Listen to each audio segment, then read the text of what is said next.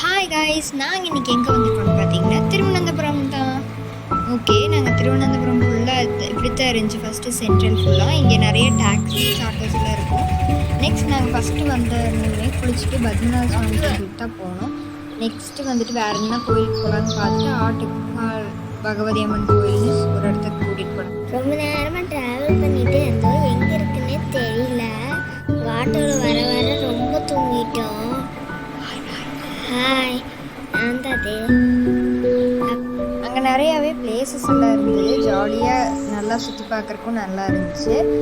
Next ஃபாஸ்ட்டாக போகலாம் அப்படின்னு சொல்லிட்டு நான் எல்லாம் சுற்றி பார்த்துட்டு நல்லா ஜாலியாக விளையாண்டுட்டு இருந்தோம் 2 பேரும். தூக்கத்துலேருந்து எழுப்பி விட்டாங்க. இது என்ன கோயில்னு கேட்டேன். ஆட்டுக்கால் பழனி அம்மன் நல்லா இருந்துச்சு. நிறைய திங்ஸ் எல்லாம் பார்த்தோம். இங்கே வந்து நிறைய பொங்கல் வைப்பாங்கன்னு சொன்னாங்க. ரோடு முழுக்க பொங்கல் வைப்பாங்க. போன மாதம் தான் முடிஞ்சுன்னு சொன்னாங்க. ஜாலியாக இருந்துச்சு. ரொம்ப சுற்றியெல்லாம் பார்க்குறக்கு நிறைய இடத்துல நிறையா இருந்துச்சு. நிறைய ஆட்டோஸ் கார்ஸ் எல்லாம் இருந்துச்சு. ஜாலியாக எல்லாம் சுற்றி பார்த்துக்கிட்டு இருந்தோம்.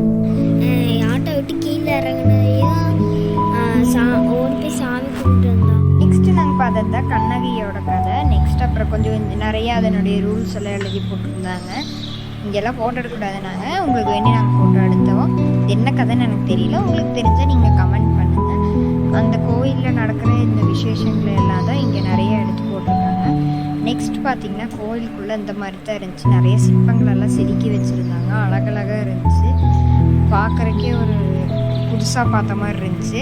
அந்த ஃபோட்டோவில் பார்த்த பிக்சர் விளக்கு இதுதான். நெக்ஸ்ட் அங்கே 2 கிளிக் எடுத்தோம். பாய்.